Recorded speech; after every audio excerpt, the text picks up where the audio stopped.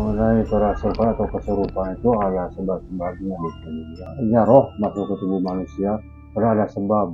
Seorang misalkan kencing sembarangan tempat, ya makhluk goib kekencing, jadi kan marah masuk ke ke tubuh manusia itu. Artinya teman-teman jangan memaksa paranormal tersebut untuk menyembuhin. Bisa Wah, jadi kemampuan si paranormal tersebut itu bukan untuk mengobati yang demikian, Om ya. iya.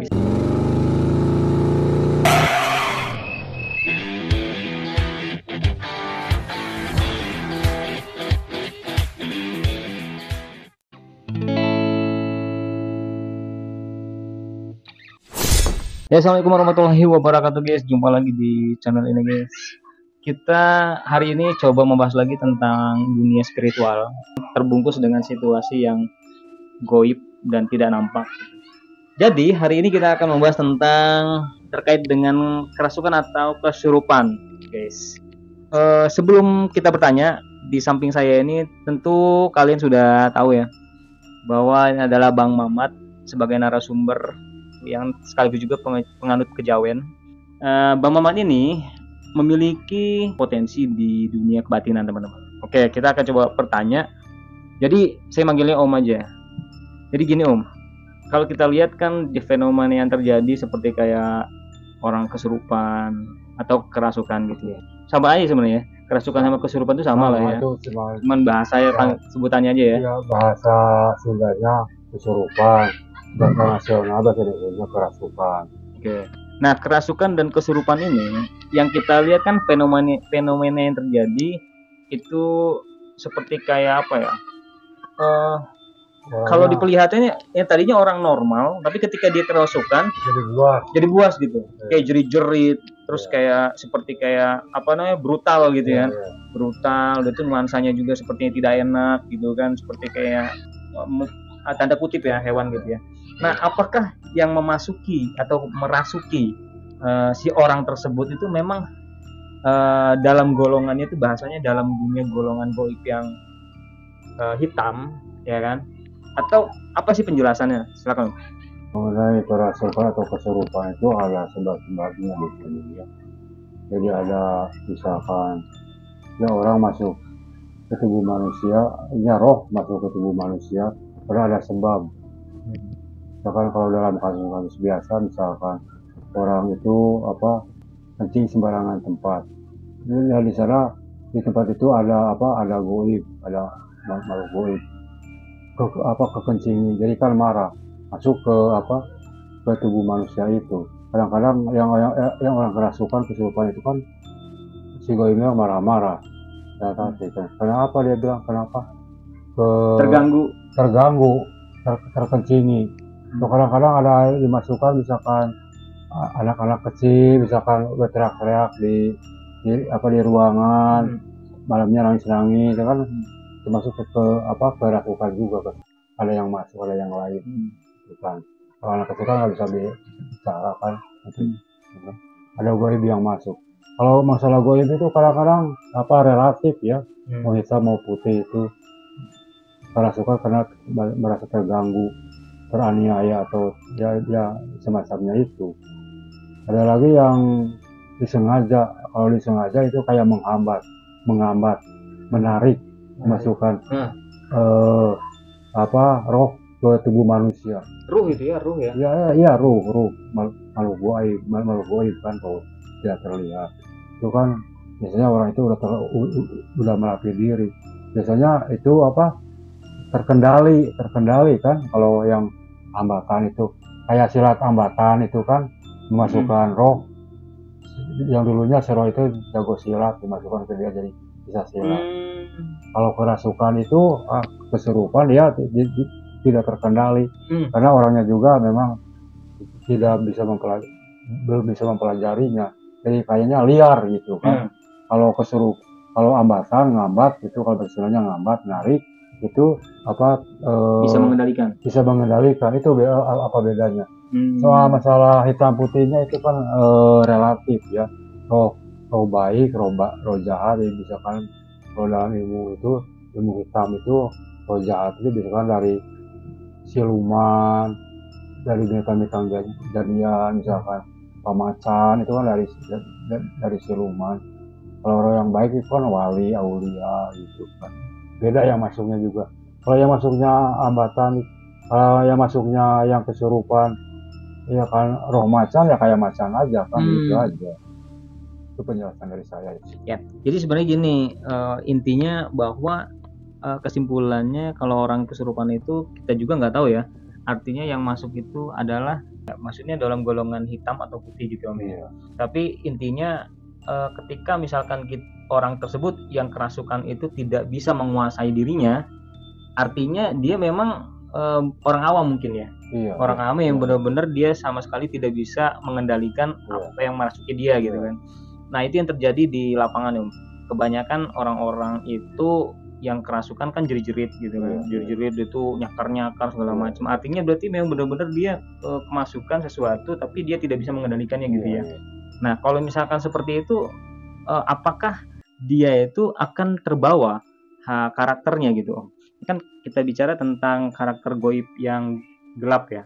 Seperti kayak tadi kan pembahasannya bahwa misalkan dimasukin sama yang gelap atau dunia yang gelap, apakah dia akan mempengaruhi karakter orang tersebut gitu berikutnya gitu?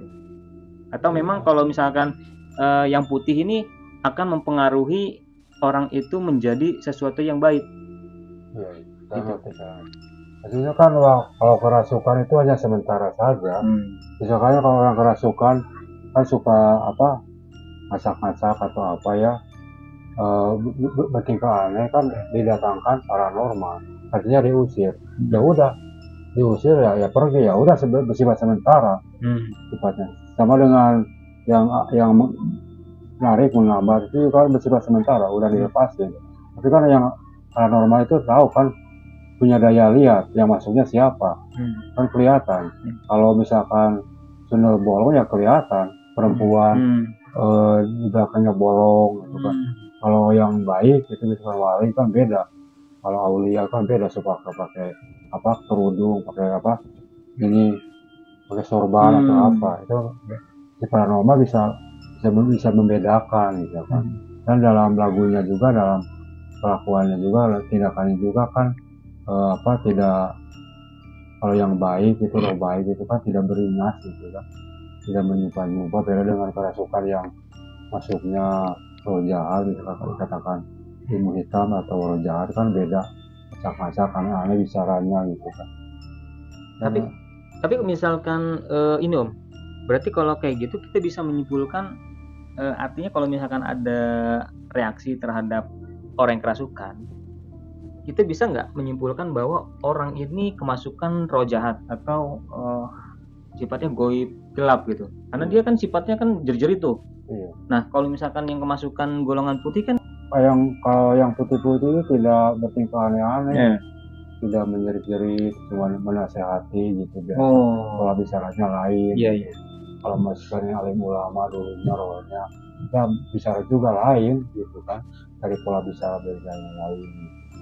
Nah, biasanya kalau untuk mengatasinya ya minta diapain, minta makanan gitu. Makanya yang namanya roh itu kan sesaji gitu kan untuk apa ya, untuk roh itu kan sesaji itu untuk menghilangkan keinginannya apa, untuk supaya pergi dari apa, dari tubuh si kerasukan itu, atau dengan jampi-jampi yang jampi-jampi yang isinya roh juga kan diadukannya pergi juga. Jadi proses pengusiran itu sebenarnya ruh lawan ruh ya. Jadi intinya gini, fenomena misalkan ada orang kerasukan, sistem teknisnya nih Om ya, supaya mungkin penonton juga tahu. Teknisnya itu kan sebagai paranormal yang mengobati orang kerasukan. Berarti si paranormal ini kan sebenarnya ada isinya juga nih. Berarti perang terhadap jin yang memasuki tubuh orang itu. Atau makhluk makhluk yang masuk ke dalam tubuh. Artinya diusir itu artinya perang ya mereka. Upaya untuk mengusir si itu gitu ya. Si roh jahat itu dianggap jahat lah gitu ya. Nah seperti itu. Artinya sebenarnya teknisnya itu kalau misalkan si paranormalnya itu tidak bisa mengobati si yang kerasukan ini, artinya sebenarnya apakah si paranormal ini lemah dalam dunia apa itu kata orang magicnya untuk melawan si yang kerasukan ini, atau bagaimana sih sebenarnya? Ya kalau sampai tidak bisa terusir pergi itu ya mungkin magicnya atau pendampingnya, goibnya itu Si paranormal. ya paranormal pegangannya istilahnya itu ya lemah, lebih tinggi dari yang masuk ke yang kerasukan itu. Ya itu biasanya. Itu solusinya gimana kalau misalkan terjadi hal itu? Ya misalnya solusinya ya cari yang paranormal yang mumpuni. Oh, jadi kesimpulannya ketika teman-teman itu ada temannya ya yang kerasukan, terus tiba-tiba ada paranormal yang mengobati tapi belum juga kunjung selesai Om ya, Iya. belum sembuh gitu ya. Artinya teman-teman jangan memaksa paranormal tersebut untuk menyembuhin. Iya. Jangan sampai, karena itu beda itu ya Om ya. Di dalam dunia goib juga ada kejuruan Om ya. Ada kemampuan. Ada kemampuan ya, kejuruan kemampuan. Bisa jadi kemampuan si paranormal tersebut itu bukan untuk mengobati yang demikian Om ya. Iya, Bisa jadi bukan kemampuannya untuk itu, tapi dipaksa gitu kan. Nah oleh karena itu teman-teman harus mencari paranormal yang mempunyai kemampuan yang sama tuh. Iya. Jadi supaya nyetel gitu ya. Yang mumpuni, memang mumpuni, yang cocoknya memang untuk mengusir hal demikian. Iya. Nah supaya dia cocok. Nah terus ada lagi nggak Om informasi Om terkait dengan kerasukan ini Om? Ya kerasukan terkaitannya misalkan dalam sesaji gitu kan. Sesajen lah ya. Sesajen gitu. Nah kan bertanya-tanya kok dimakannya sama siapa? Yang dimakan apa sarinya? Sarinya kan tetap aja kalau gula kita sesajen. Gula kan kalau kita makan apa tetap aja manis. Kan orang menyimpulkan kok yang sarinya. Nah, gitu. Kita makan sesajen tetap aja gula manis. Oh sarinya masih angger ya. Dalam benda itu kan ada satu benda apa misalkan batu atau apa, pisang atau apa, ada bentuknya di alam goib. Itu yang dimakan alam goib. Iya. Nah kita juga benda kita ada wujud kita di alam goib yaitu yang roh. Iya. Jadi orang kadang-kadang bingung gitu. Ya, yang dimakan apa loh? Bener. Si pisang itu kan yang sesaji itu untuk siapa? Untuk mbah, untuk apa? Untuk roh gitu kan. Yang dimakan apa katanya? Diulangi lagi. Yang dimakan saripatinya. Kita ngasih gula, kita cicipi masih manis. Kok masih manis? Masih manis. Setelah juga dikasih saja jadi manis ya tetap ya. Tetap manis. Jadi orang itu bertanya apa sih benar yang dimakan goib itu? Ya kan benda itu ada wujudnya di alam goib. Yang dimakan itu yang di alam goib itu. Iya. Kita juga ada wujud di alam goib berupa roh. Nah itu yang untuk meluruskan masalah sesaji itu apa yang dimakan itu. Ternyata di dalam tubuh kita ini kan ada ruh ya. Iya. Makanya salah satu kenapa orang-orang pesugihan itu kan mempertaruhkan apa itu namanya dirinya, ya kan, untuk dijadikan apa itu tawanan pesugihan gitu ya. Ya kan karena di dalam dari kita itu ada yang bisa ditawan. Yang nggak kelihatan gitu kan. Roh kita itu kan bersemayam di alam goib. Kan. Si pisang itu kan ada bentuknya alam goib, itu sama kan perbandingannya. Kalau yang pesugihan itu tidak juga sih. Pesugihan itu kita pesugihan misalkan ke nyupang istilahnya, nyupang kan dalam waktu tertentu nyawa kita akan diambil sama yang pesugihan itu dalam waktu tertentu. Nah nyawa kita tuh ditarik, disimpan dulu di tempat pesugihan itu. Katanya kalau orang ke pesugihan misalkan ke dukun, hati-hatinya nanti ketemu dengan seseorang. Nah seseorang itu mungkin teman kita atau siapa. Nah itu yang pesugihan itu yang udah diambil nyawanya oleh pesugihan itu, diambil raga dan nyawanya ditempatkan di tempat pesugihan itu. Ditawan misalnya, disimpan lah ya, nggak tahu mungkin katanya kayak diinjak dijadikan apa itu yang namanya pesugihan itu. Sebenarnya dulu waktunya mati udah mati, padahal rohnya itu atau jasadnya itu dibawa ke tempat pesugihan itu. dijadikan apa katanya. Nah itu sebelum waktunya dia benar-benar mati gitu ya. iya belum mati, Diambil dulu gitu ya. diambil simpan Ditawan gitu ya. tawan, disimpan di pesugihan karena udah perjanjian misalkan 5 tahun. Dia datang si utusan dari pesugihan itu, diambil orang itu, dilihat oleh masyarakat mati, padahal sebenarnya nggak tahu juga, mungkin si rohnya itu biasanya tuh disimpan di tempat pesugihan itu. Jadi Banyak kalau pesugihan itu, kalau kita datang ke pesugihan, hati-hati nanti ketemu seseorang teman kamu atau siapa. Ya itu yang orang yang telah yang dianggap meninggal oleh keluarganya karena dulu dia mengambil pesugihan. Gitu. Oke, kita kembali lagi ke fenomena kesurupan tadi Om ya. Jadi kesimpulannya bahwa untuk mengobati orang-orang kesurupan itu memang harus membutuhkan orang-orang khusus yang memang punya kemampuan yang pas gitu ya Om ya. Jadi supaya teman-teman tahu, supaya nggak gini Om, banyak yang mengobati kan mereka itu bingung. Ya kan, ngobati kok nggak sembuh, masih balik lagi. Ngobati kok nggak sembuh lagi, karena bukan salah di mana ya, tapi salahnya itu di bagian pengobatannya ya, yang ngobatin kan. Pengobatannya nggak mumpuni aja gitu. Kemampuan spiritualnya kurang. Nah, kalau misalkan kita bisa tahu itu gimana sih Om, kalau misalnya kita pengen mengobati keluarga kita atau mengobati teman kita yang kesurupan, terus kita bisa mendeteksi, oh ini cocok nih orang ini nih, bisa ngobatin nih. Gimana Om sih biasanya kalau secara awam gini, kayak orang normal kayak saya? Kan kita tahu kalau yang namanya dukun gitu ya. Ya dukun untuk mendeteksinya punya mumpuni apa tidak ya, yang datang itu siapa. Kalau yang datangnya pejabat, jenderal, anggota dewan, kolonel, berarti dukun itu dukun kahot kan? Apa itu dukun kahot? Ya dukun kahot itu jago gitu kan. Kalau iya ngerti. Ada dukun kelas 3, kelas kakap, ya itu kan orang jadi jenderal itu nggak sembarangan kan. Berarti anggota dewan orang pintar kan, sebutnya istilahnya di masyarakat ada dukun kelas kakap, kelas 3, kita dukun kelas kakap gitu kan. Ngerti. Orang bisa mendeteksi itu konsumennya itu pejabat, artinya mereka mempunyai kapasitas yang kuat dalam mengobati gitu ya. Iya, yang lihat aja yang datangnya siapa, berarti anggota DPR atau anggota DPR orang pintar, berarti orang nggak sembarangan yang datangnya. Iya. Berarti dukun itu nggak sembarangan. Iya benar.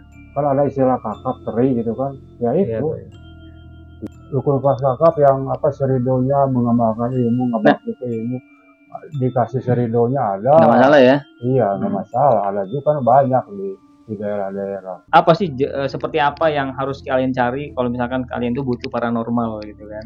Maksudnya gini loh, kita kan benar-benar awam, tapi kita juga harus tahu informasi, wawasan juga terkait hal ini gitu. Jika suatu saat kita perlu, ini setidaknya ada wawasan yang bisa memberikan teman-teman itu arahan. Gimana caranya kalian tuh bisa mencari paranormal yang tepat, yang tidak jauh daripada kesia-siaan yang mungkin. Gitu. Maksudnya amati dulu siapa yang datang. Kalau udah terpasang ilmu hitam, ya jelas ilmu hitam itu ada efek negatifnya, misalkan bisa jodoh ketutup, rezeki ketutup, atau hal lainnya, bisa kawin melulu, itu bisa jadi. Kalau orang misalkan kawin 5 kali, 4 kali, itu ada hal aneh gitu. Kayak orang pasang susuk sampai ada yang pernah datang ke saya dulu, ini orang ini kawin sampai 5 kali, saya cek, saya periksa soal kebatinan, ini pasang susuk, efek dari ilmu hitam itu. Oh gitu. Ternyata begitu teman-teman, faktanya ternyata dampak dari penggunaan ilmu hitam ya, penggunaan ilmu hitam itu ada sisi efek samping gitu kan, efek samping yang tanpa disadari mungkin ya. Gimana sih? Ya, efek negatif tanpa diketahui oleh si pemakai, konsumen tanpa disadari gitu ya. Jadi teman-teman harus pinter-pinter dalam mencari sesuatu yang terkait dengan hal-hal paranormal, dan sesuatu yang sifatnya goib gitu ya. Perdukunan lah gitu ya.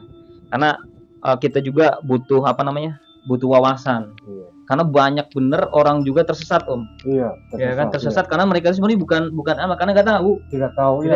Tidak tahu ini tersesat akhirnya. Kurang referensi. Kurang referensi gitu kan. Nah tugas kita ini memberikan referensi supaya teman-teman itu mengetahui nih apa ya dibilangnya. Jangan salah langkah. Salah ambil itu bahaya teman-teman. Karena bahayanya itu akan permanen ya bahayanya kan. Permanen seumur hidup ya. Bahaya kan kalau kayak gitu kan. Kalau pasti juga susah kan. Ya susah juga kalau orangnya belum tahu kalau aku belum ahli gitu kan. Itu iya. Tidak bisa mendeteksinya. Nah, jadi jangan pernah sepelekan hal itu. Kalian harus tetap belajar dan cari tahu lebih banyak terkait dengan informasi seperti itu. Tugas kita ini hanya memberikan informasi sebatas yang untuk pemula gitu kan, supaya kalian itu jangan sampai terjebak situasi-situasi yang salah gitu kan. Nah mungkin itu aja informasi kali ini, semoga bermanfaat teman-teman. Kita jumpa lagi di konten berikutnya. Kita akan mengulas yang lebih menarik lagi terkait dengan dunia supranatural dan kegoiban. Mungkin teman-teman harus subscribe channel ini supaya mungkin berikutnya dapat informasi dan notif dari channel ini. Terima kasih. Wassalamualaikum warahmatullahi wabarakatuh.